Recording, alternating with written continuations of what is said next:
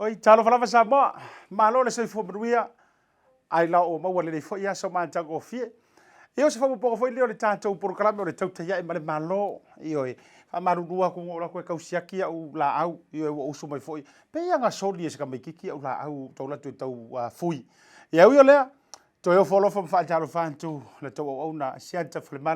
Pio Vaoliko le foi vai nga o le fiafi e se fa bubonga o le tātou programa le o nanga lau Moana TV, Polo Blue TV, Tautai e male malo fai vo sio tato o tunu Tautai e male manuia ia ka wa o he mi mi ro ko au mi ro ko au mai fai ai malo tau au Tautai e kau kai e wala nga le to e alu te fai nga ruenga wai o manuia lava singa fo i o le ne yaso ia a malo le flau Samoa e la tau sa fai nga ruenga le ne yaso ko pulo malo le nga lu ioi o le o tato i le aso tofi o le o tato i ape foi fasifo ioi ma to masangi ma ko ia sa ke le ngalo le kiona sina ma le sa vale o filemu ia ere va pe fo ngale ape foi ai vai kwala la tau no o kingi ala e alua ia wa la ku pasi meri kingi ai o ngol pa mantu ma lole no sai ma lole la papale fe o yo le tala le lei fa fitai te talo fa fitai to tau langa o siosi le tua ana popongi le wa e mano ia i fai vo so tato tino e le fa ngaloina le tapo inga mau na yu tato tua asina sina tamama tina matutua o ila tau fo i o loo whaatuli vai ngau i o loo whaatangi le tua wa manuia o tupulanga lalo vaoa e mesio sio tātou wa tino. Ia mai au se o neiu o tau o luilunga le tātou Facebook a mesio le YouTube channel whaatalo whaatu ma ofo lo whaatu le tau o no asiata. Ia le tātou program mana ia tātou whaatalo noanga o le yaso. Ai tatou tele io e failo antu di si fo io vaenga o le a fia le tatou proclame o te fia fe fa fe te sa maria ngale lei e la to tatou sponsors le ma fuai ona e sila mai ia mam fa ye no tala tala no atu e fa a wo pe o nanga o le aso ma le aso le tatou Pacific 40 ma le talo fa voucher ma lo ia le lango lo suara nga tele PacificEzy money transfer mo se le ni la fo Samoa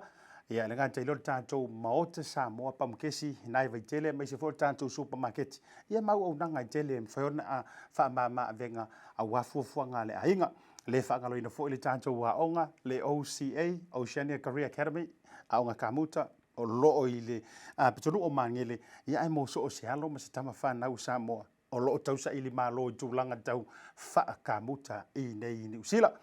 Ia ai mai se foi ni so tātou company fesoasoani e pe o tātou koko Samoa kalena ia matele o tātou paanga whaafitai te lava le tau lango sua. O le so, maua ile tātou noa e fesoatai e tuai ma le fionga le minister o leo fale pui ma le aunanga tau tinei mu le ngata foi lea. Maua le tātou whaatalitaloanga ma malu le malo i New Zealand e ima ta upu taua tau lava i lo saunga le mu ma lo maru puipuia i tūlanga o ai mese o le kele ka e le ngai le sami ma vai tafi ia i taimi whapedei ai tātou tere i ola i le vaenga lea si tātou atu mo tātou COVID update ia lea ua standby mai ia le tātou tamaita i la le leisu i o le Blue TV ia le tuafina ia Claudia mo le tātou update ola talofa lava Claudia. Talofa lava Asiata malo lava whawhatai. Hey, I heard you have a new job. I do, so I'm very excited and very privileged to announce that I have been signed up to Ray White out in Mangere. Now I'll be joining Pat Lapalapa's team and it's going to be a great year. So if anyone knows of any homes that they are wanting to sell or buy, I'm your girl and you can get in contact with me and my number is 02111 54571, but that is for work purposes only. So that means we'll be seeing less of you here at the studio? So you'll be seeing me here still doing the COVID-19 updates, but for the rest of my time during the day, I will be attending to our buyers and sellers. Wow, great. Well, hey, Claudia, on behalf of the management of our Bluwave and Blue TV and all the staff, we'd like to wishing you good luck and best of luck to your new journey. And obviously, we will work together with you in supporting you. Yeah, hopefully we'll be seeing you more and all our audiences will be missing seeing you on our show. But let's take us to our COVID updates, please. Thank you so much, Asiata. Now, for the COVID-19 updates for today, the government has announced a three-phase Omicron plan that aims to slow down and limit the spread of an outbreak. Through the course of managing Omicron, the government will be taking a phased approach. So as case numbers grow, both testing and isolation approaches will change in response. Now, the Omicron variant is markedly less severe than prior variants. There is one US report that suggests the hospitalization rate is 10 times less than the Delta variant. Now, so far, the government have been focused on keeping Omicron out of the community for as long as possible. So here are the three phases for Omicron. Phase 1. Phase 1 is where we are now. That includes the same contact tracing, isolation, and requests that everyone who is symptomatic be tested at a community testing station or at a primary health provider. If you are required to isolate, you will receive advice and, if needed, support to do so. At this phase, you will need to isolate for 14 days if you are a case and 10 days if you are a contact. Now for phase 2. In phase 2, the objective is to slow the spread and protect our vulnerable communities. The system will be adjusted to focus much more on identifying those who are at the greater risk of severe illness from Omicron, which will be a smaller percentage of cases. Now in phase 2, the isolation period for cases will reduce to 10 days and contacts to 7 days in line with best practice overseas. Household contacts will actively be managed by contact tracing services, with close contacts requiring a PCR test on day 5. Phase 2 is where we will see a more widespread use of the test to return to work policy, where asymptomatic contacts in critical workforces can return a negative rapid antigen test in order to go to work. Now finally, phase 3. At phase 3, when cases are in the thousands, the government will make further changes to contact tracing. The definition of contacts will change to household and household-like contacts only. Now this will mean the highest risk contacts will need to isolate. Supported self-service rapid antigen testing for diagnosing COVID-19 and a self-service tool to enable identification of high-risk contacts will be significant to respond to the high volumes of Omicron cases. The majority of people will be supported and be able to self-manage and isolate at home, and clinical care will focus on anyone with high needs. Now, through the course of phase 2 and phase 3, the government will have a test to return regime that will apply to our critical workforces to keep them going through the outbreak.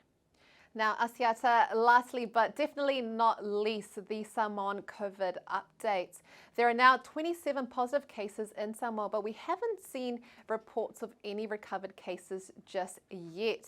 Now, the specimens sent to New Zealand for testing, we can confirm that 6 are Omicron variants and 1 is a Delta variant. Now, Samoa is currently in lockdown, which has been extended to 6 p.m. Friday, the 28th of January 2022. Now, this extension has allowed the Ministry of Health to finalize COVID-19 test results for all of those in quarantine. Now, back to you, Asiata, after the break.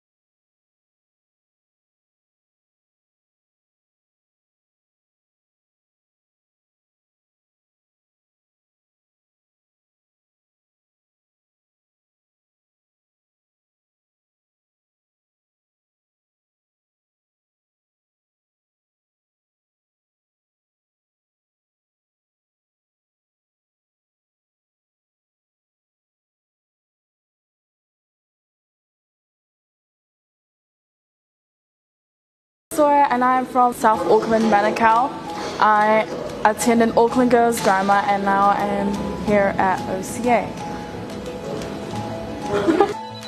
My dream is to help Pacific Islanders build affordable homes. I came across OCA on Facebook, and I saw that it was more hands-on. Now I'm here, gained a lot of knowledge, gained experience on tools. Something I was amazed about was the floor plan. Once you build and then you look back at the plan makes sense. So there's something I learned from OCA was how to read a plan.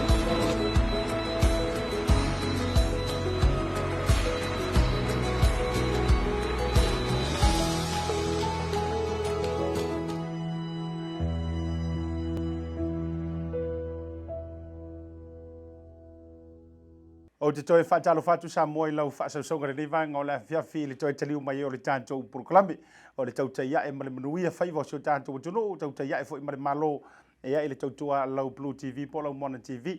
o lea ua to ai tau no o ilunga o le tātou Purukalame ia le sa folau fo I o le fionga I le minista o le puipuinga ma le saunga le mua o Samoa minista o leo ma whale puipui ai maisi o leo aunanga fo I tauti nei mu kasi le ngai makanga ruenga matua I pisi lava I le taimile nei ono tūlanga I le malu puipui o sio tātou watuno o te whiwhia e whaatalofa ma whaawhiloa I e tā Purukalame whaawau ia so tofi o vai aso teitasi ma lau fionga I le minista lau fionga Faualo tau ili ia le fau po lau fitalainga fo I le matua fau I lunga o le tā Purukalame le nei vanga o le fiafi talofa lava Talofa la fitalinga Asiata Patala fat foi le paia malu o sia tatu tunu o lo lalampa pa New Zealand ia fa pe foi si vai nga o te rope o lo mai mo mai le mul mai foi la Purukalame nei tu la o le fiafi a malo ale tautai malo tau tu man ngalui malo fa taitele fa tailo wa no wa le te o te loa o le wa fa vanga o lo pesi o pipisi le tau fa mai ia luitua o la tau na malangatu taimi nei o lo fono le kapeneta ia o le fa la so wa no mo le tā Purukalame o a mai ta tau Samoa nei taimi la o fionga fa taia siata ia te longa o le facility te facility me la no fota poi ma no fo pole mai hoi malu sia tatu tunu ia tunu I fa po a mai tatou ne le pule alofa le o le na te puipui a tatou o lo solonga le ia le tatou tapu o lo fa solo ia ele ia o mai se tala va pe o pesi foi le tua le fa mai na o ia sa o le au malanga le no mai va le mai Australia ia le sa pisi fa mai ia male to lima hoi le ona ia tatou a vanga ia le na tau mai ele malanga le la fo ia le na pisia ele fa mai ia o se tala fia na sia o lo malu sia tatu atu no ele pisi mai tuaria le fa mai lo usta ia fo ia le malu tatu atu no ulta sanga fo tatu malo le tapu ia lo ia tatu tapu ale la tala nei tala nei tatu fa lo ma pare tupe ia na Western Union ma fale va pena mai le valu se tau le lua ile so mo na ia tatu tangata hoi le Papatoetoe I meta uma fama mo hoi au nanga hoi lai mana o bia ia walo hoi Asiata ile to tele ni se tatu tu hoi fai to nga fa tau fa palangi hoi fa kau mon masinga ko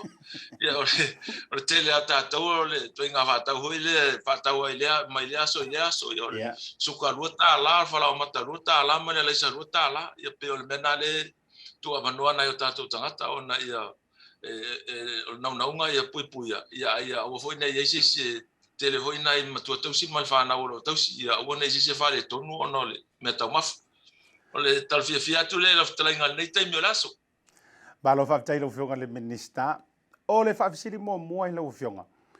o le a se ta penanga o a mai ta penanga le mitanga ruenga o leo ai mai se la vale tulanga le o faisone tulanga o faisone le o i tatu o a mai se ta penanga tulanga o lava le tatu wa au fainga ruenga po le manpower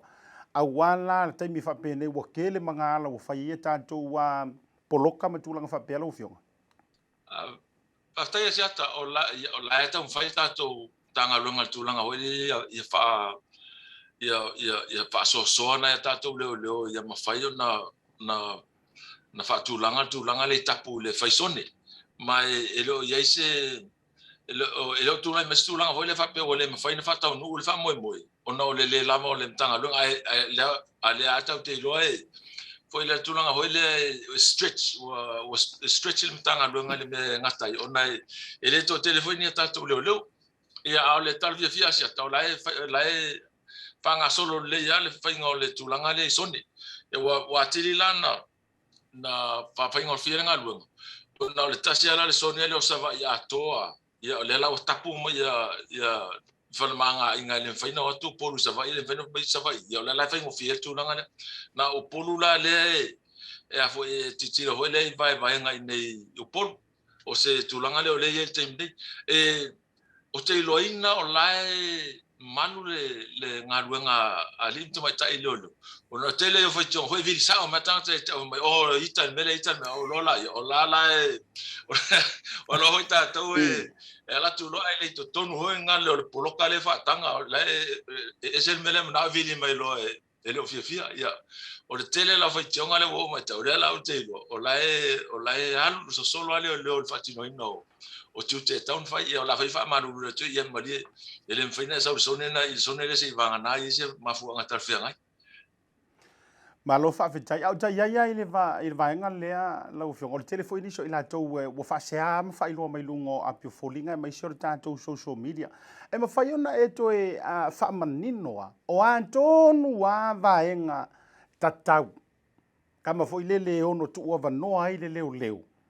ai o la foi se fai melo kanga ka wai la va tuar fa tai inga ona sa no lo fio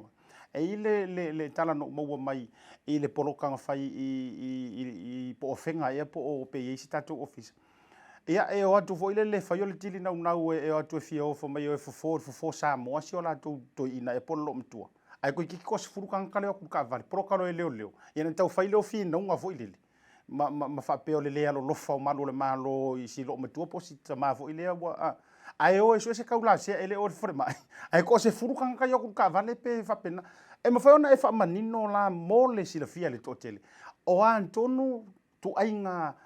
mafu anga nga te tauna ia ile le talianga ile leo ai o afu tu ainga tangata te tauna ona ave ile inga le fa mole Asiata o tūlanga le pa famar sia o le tapu tūlanga masania le matua tapu fa solo ato na pauala le tūlanga o le titilo o tūlanga foi le ngase matuia ia me foi le poste talavai o ngalo le talavai a le mana o mia ia fuala au o la fa tanga le tūlanga na o tūlanga le taula se ia matulanga to teta ele fa tanga ina tatou le tūlanga na o tūlanga o le la wala matia le soifua ma le olo stangata o na la pa fa tanga tama le toinga a me foi la siata o le wa ia tatou va nga foi le foi muma le au nanga i te mi fa fo sei ma au nanga la le tatou ta vale foi le ambulance o so se la profete nga se na pa o me o le fa mai na la tala taif o la ia u mata tatou ta vale fa mai na e mai ele pa pe mana o mia na mai intotu o la o ia le tulanga le ai o tulanga lai tatou mai voi fo Samoa masania ele o fatanga ina la ile e taimi le tulanga na se vanga na stuna hoi sa fa se fo va pe a wala matia la le soifua mana mia to mai I farma o le lai tatala ia le tulanga na a lo fa maro sia le tatou sone ia le faina e sa mai le si sone vanga na o le sone na te alala mai papa o ele mo wele au nanga le afu I te na o le fata I tainga a fa pe te penki le ANC ia o tua ia tatou ia le pata pale alili sa fa ele ni pensa ale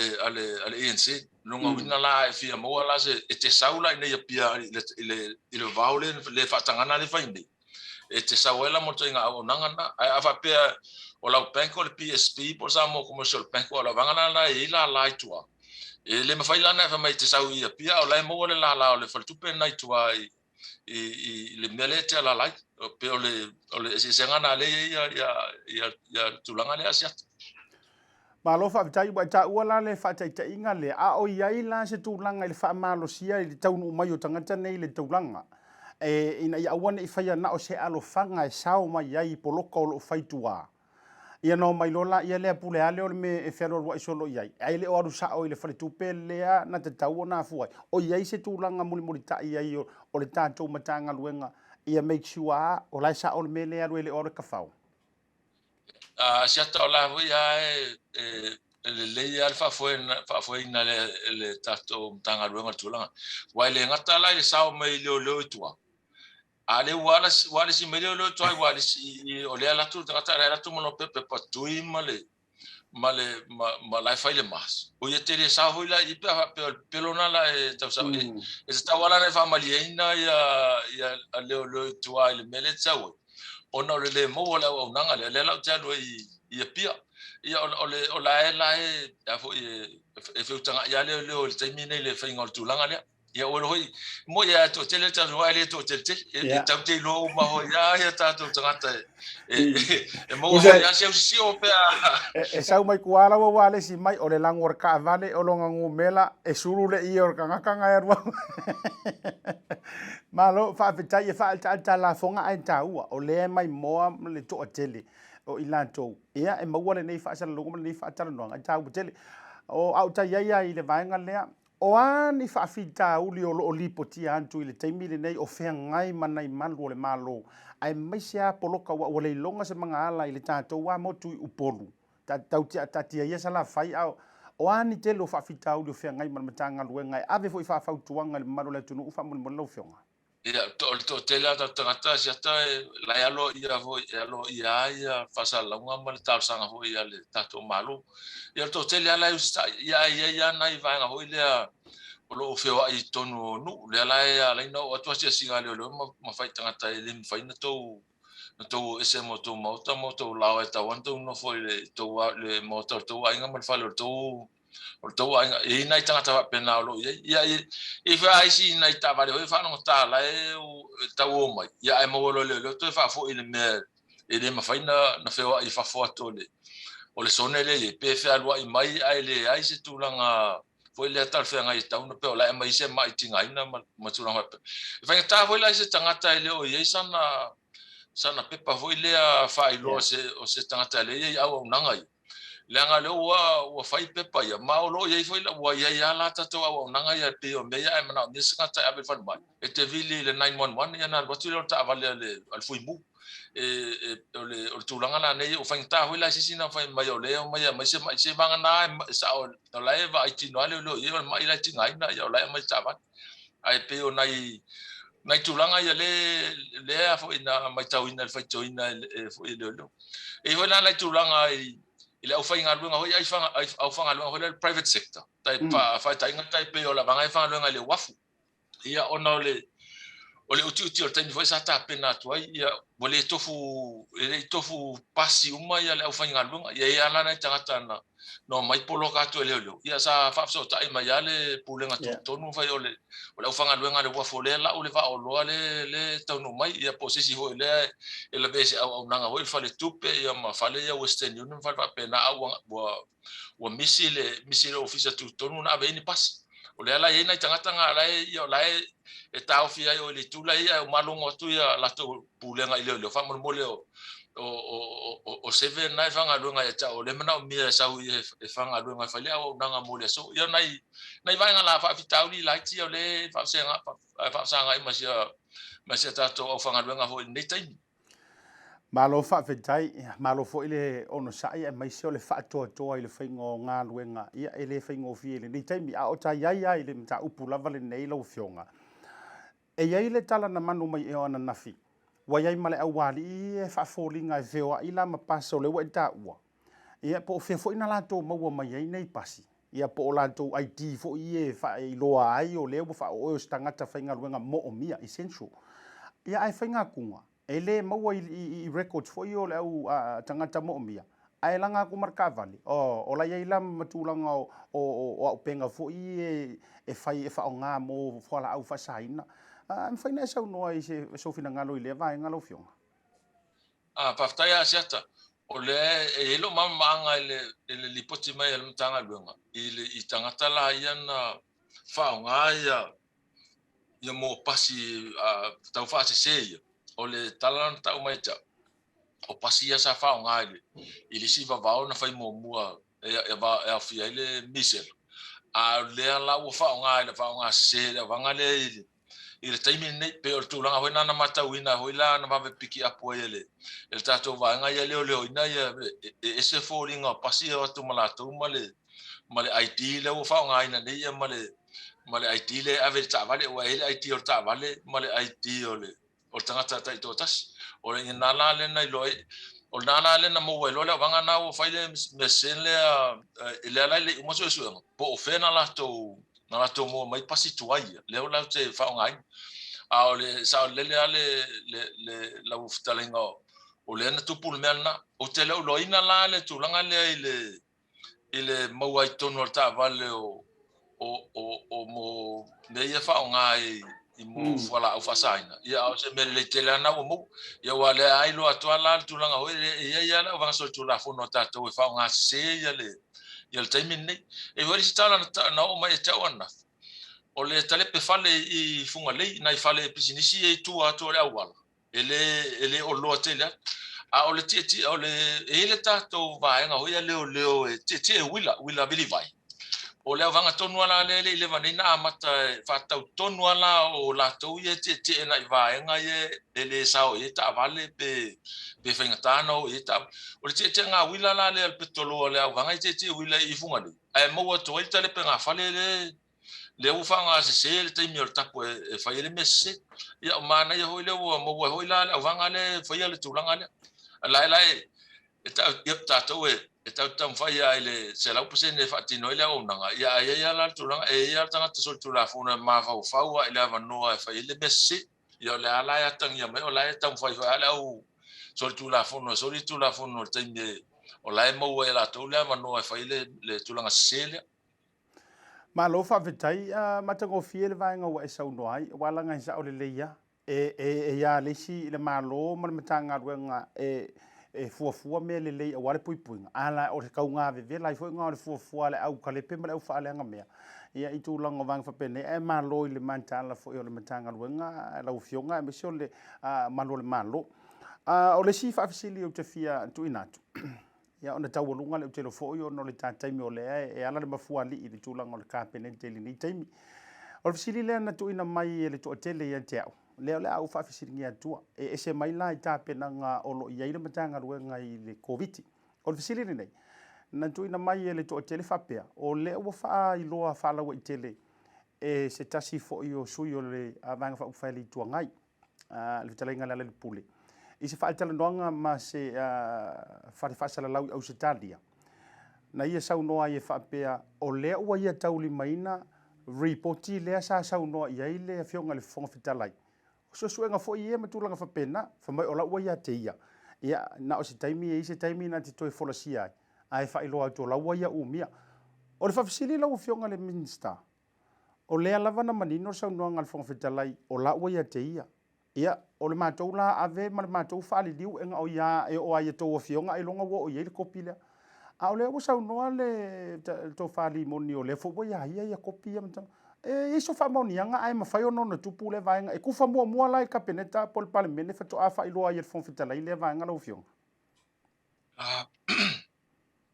aftai ya sa tamo le fasili o le fa no anga le ia ta wono tu anga le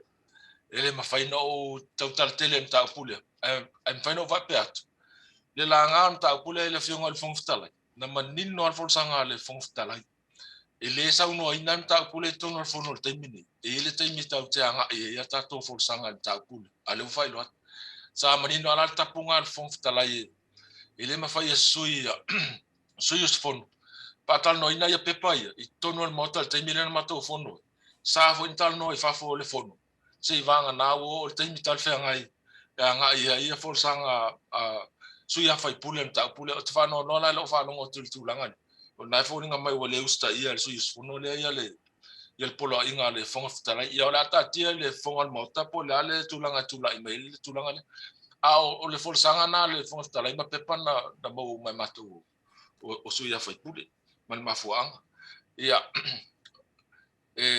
fa maruru atu le malo tatu atu no ona e tatau ona usta ia le polo ainga le foto fonga fitala ia le faina fa isa fa talanga i pepa ia maso suanga le wa nga i le folsanga le fonga fitala ana na va pena atu e sa ona fail folsanga le fonga fitala ai fa no la na ua o tau talangia le suius fono o nta pure i fa foto le mot ona la sa mani no al folsanga le fonga fitala ia ona sa no e sisi i tono le mota po fa fol mot se vanga na o tem na to la nga nta ia na se Paula se talanga fa tu na tu fa mon mole asiata el malo tato no fa pe foi la fitala inga nta pure pe ona fisili ai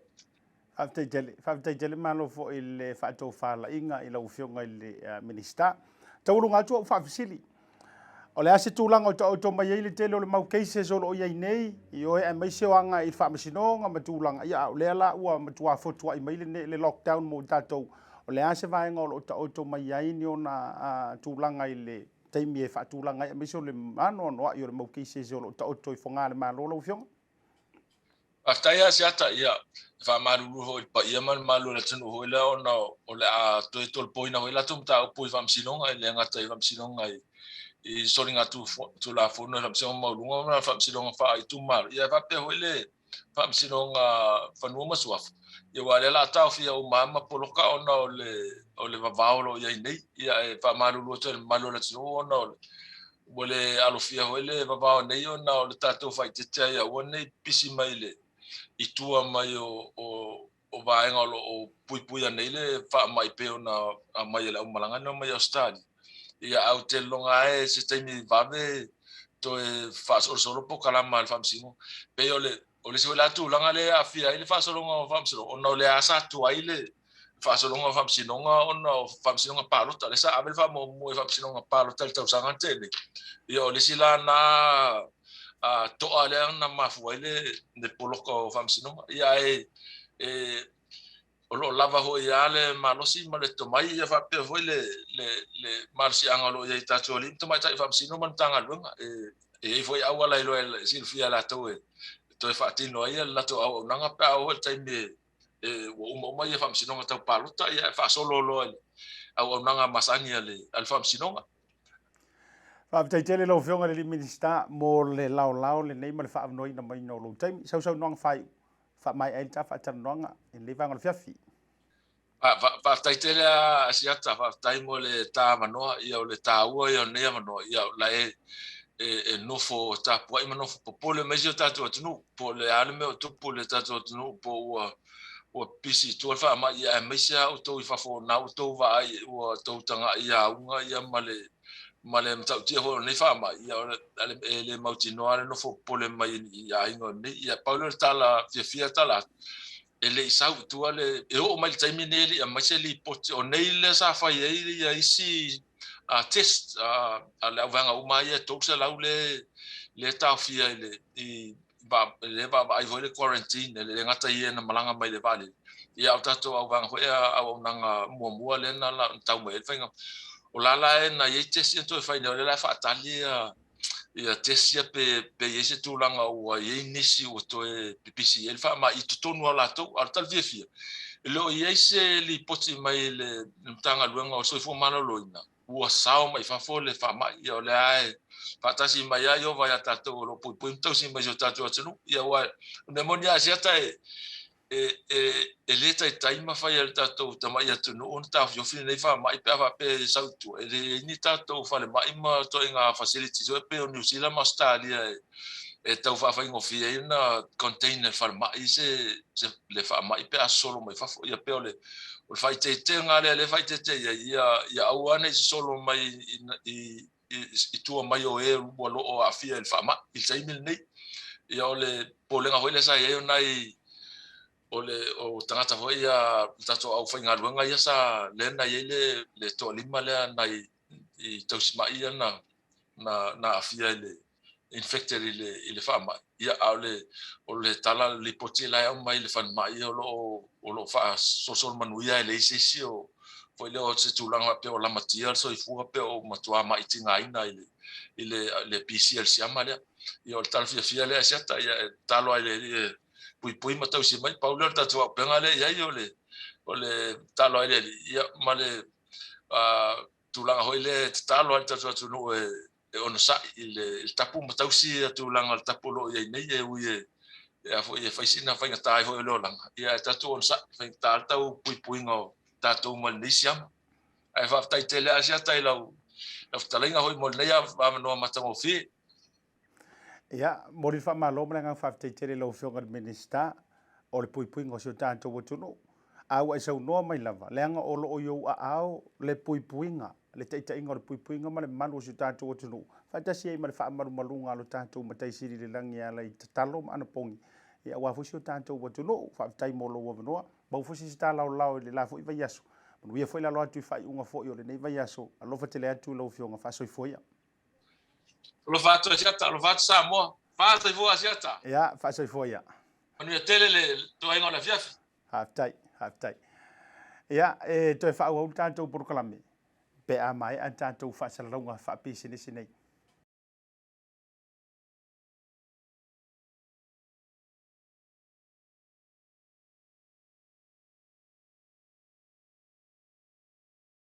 Mo New Zealand ei. Fa mole fa nga le tali fofonga au mai lau pasi e lo ai wa mai au na fa yu tui. Mai fo tui na fo ile fa nga le if pass e tutongi e tupe fa moli. Pe a fa nga ina o tanto ofisa o Tara o Tahuhu ma mangele.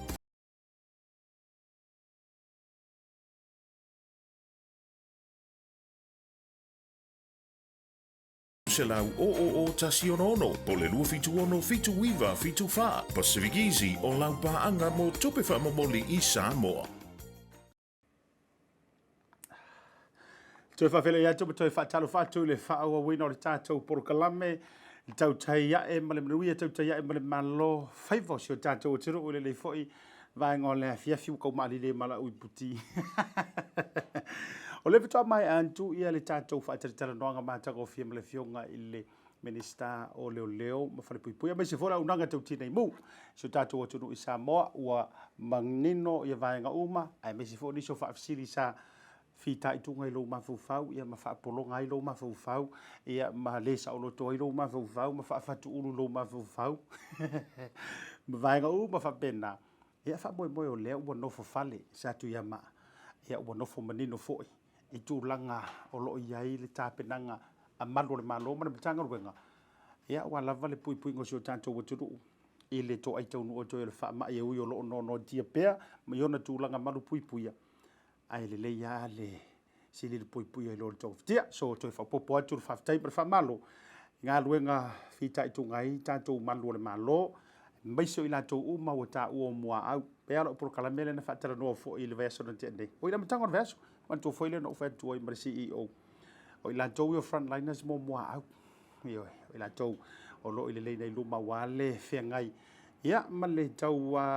puipuina o si o tatou atunuu malo le galulue o se tasi o swing o le tatou proklame i le toe foʻi mai ai manatua na ou faailoa atu i le amataga i tatou faatalanoaga le tatou faatalanoaga ma le suga i le lii malu o le malo ia palafeafea Samoa siki asu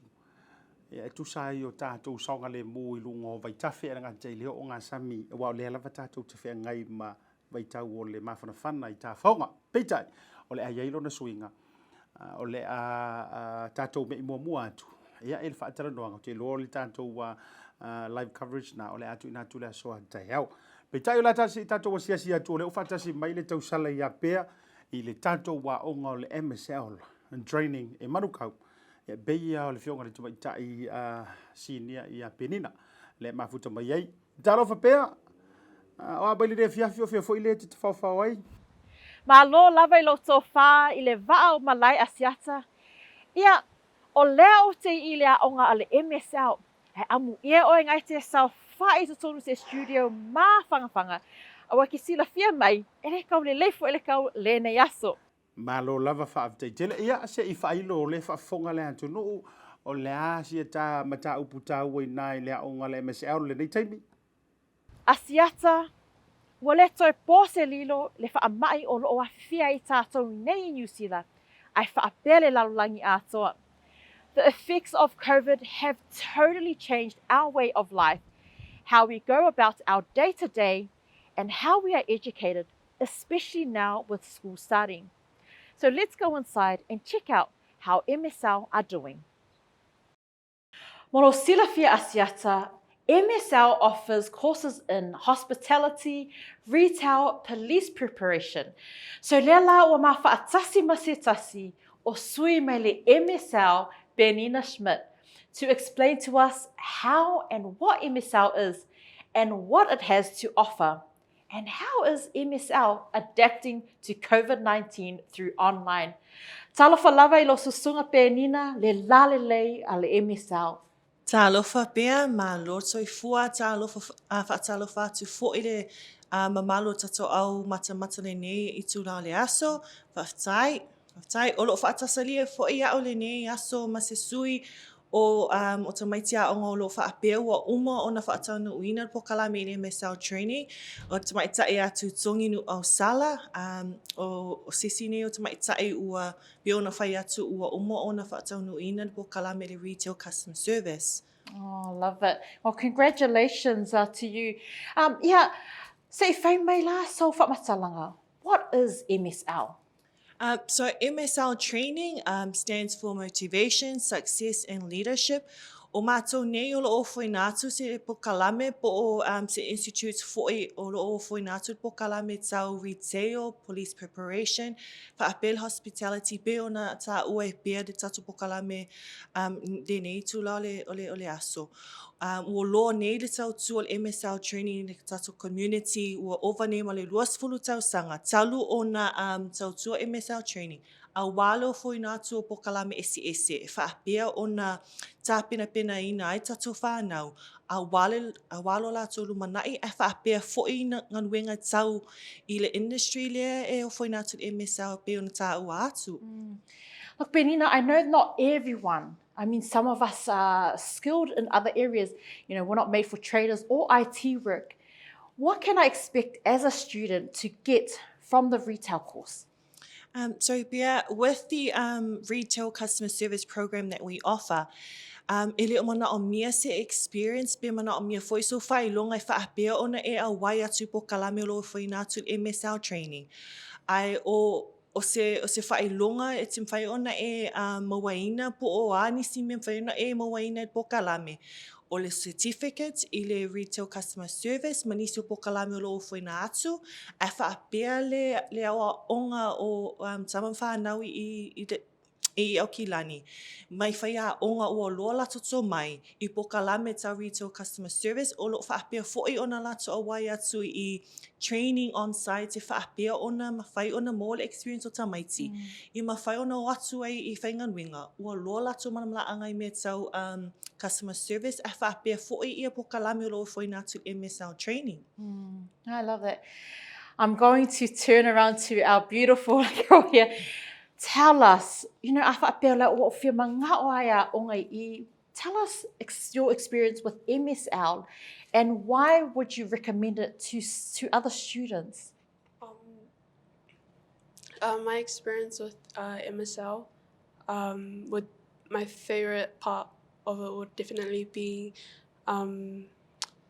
the bond that we have with our tutors as well as our students. Yeah. But most importantly, it would be the way we learn. For example, I would say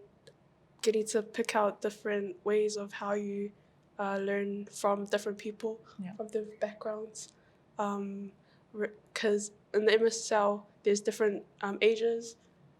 cultures, identities, and we get to learn from that, as well as putting it into and seeing what their perspective is and being able to share what you know in regards to how we learn inside the MSL. I love that. And it sounds like it's a better connection here I lea onga lea le MSL with, obviously, like you've mentioned, all of the amazing tutors here at MSL. Penina, thank you so much. Thank you very much to yourself, to MSL. I know this is going to be just one of many interviews that we are going to be having here at MSL. But thank you so much. Did you have any final words, Penina? So just a note more le tato o whalongolongo le nei I tū la le aso. O le pokalame le ua tatala nei a wā ia le sala mo le a ongai a mata le asulosfu valo fe puali. Also mo le tūlanga lau tato e koviti. Ma le tūlanga lau ia le red traffic light system. So o leo ua moa lewa noa e ki liva ai, peti liva ai lea wa onga le MSL training I lunga online. Po ma wa onga tau computer. So o lo o tatala pe lewa noa mo oe po nisi o whanau foi o lo mana o mia le fisosoani I pokalame e whaapea foi ia ma wa onga o lo mana o mia ona mawhai ona e study ai pe mawhai ona wa oina mai I le whale. So a whaapea o lo o fia le stala whasota e mai I le MSL training o lo o iainisi o tama whana o lo mawhai ona fisosoani atu ina mawhai ona whaamatala o ili atu nisi o pokalame e tala fia ngai mo o tau. Thank you so much to you both for making the time for us here on Blue TV. Yeah, Asiata, sina tala pu'u na a wale MSL a upu masani e au le tauola e au foi le whangota. O Pea Semu le nei, mai le Blue TV. Back to you, Asiata. Ia, ale na whaafteitele I le tausala ia Pea Semu. Ia, ngata foi leo le suiso upu o le MSL. Le tofine a Penina. Ia, mo mata upu whaailoa le tātou wa. O ngā ufene ngalo, ioi. O tua mātou ofisa, le unanga le MSL training. Ia, a whai o lo e no fuai. E te leo mauti noa po whea alo I heilo usao le nei fui tausanga. Oe lea e te whaafonga mai e mwhaiona e a onga. Whaafso ta I tātou no merana ua tu ina tu luma. Le whana ta ua e le tofine ia Penina. Ia awa foi ni tūlanga o ni mata upu. E toe tapu e ma toe au talu ai foi. Tūlanga o le to mai na ia iei se ngā luenga. Ia o se whaasino manga foi tau ngā luenga. I tonu foi o le neia tunu o New Zealand. Whai o toi mare tātou programe. O le Tautai ia e male malo I lungo le unanga lau Blue TV po lau Moana TV le nei fo ia so tofi fa malu lu fa unono ia se la manga o le Tautai mali I lau fa fonga mai se foi auto uma ia fa malu lu atu no le tele o le fa na ta o to swa fa peita e o le matou lava fa no manu I le tua ia I ona fa yanga ia te auto uma Samoa fele tafa o lo e auto vai ai mai se ili malo ai ia manuia o le tua I whelana wha malolonga mai so I la tau whea ngai ma apupurisi to whanga mai fo I o le tino mga ngase ia wha malolonga le tua le toa o ona le Asiata Pio Vaoliko ia tau urunga atu le tautua mo o tau le unanga lau Blue TV tu ni sawa tu Manukau nei soifua ma ia manuia. O le Oceania Career Academy, o sea o ngai mangele ua whaatui nei le pūlenga le fono mo tangata Pasifika ma Maori. O sea o ngai mauaile to mai whakamuta, whaapea isi anga wa esese. E talia so se tangata mai le se furu ono I le wha se furu tausanga. Maia o nga fuali I mata mai tai wono fo mau pesi te seni New Zealand. Whaafso tai nei loa le OCA I le overu se lau, ono lua valu fitasi. Pea siasi le website www.oca.nz.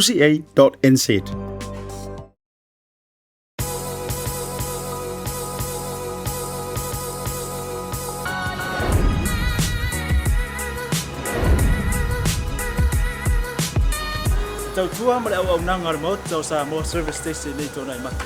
Ma tau te utuina lo ta vale, ma le tele o nisi o mata au nanga I se ese.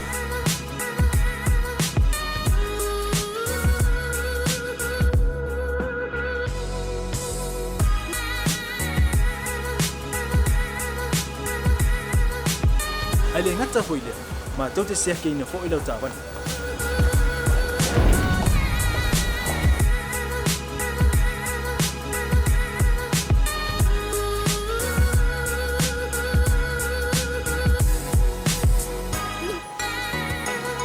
Sapala ya foi suau, mola o tapan.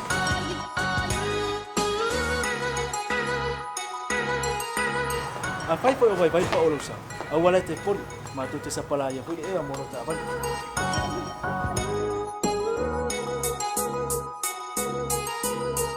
Mola no posila fia. Mua, tapela o tavale pe auto. Lua, tapela o telefoni il time utu ina o tavan. Ma vai nga mulu. Mana tua fo e matua I whasa ina lo tau makitapa ai no fuanga whapeni.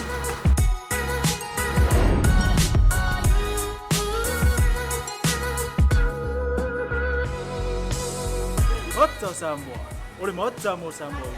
Mato te fia e au na pea mo o Samoa. Maftaile fia mai. We'll see you again. God bless.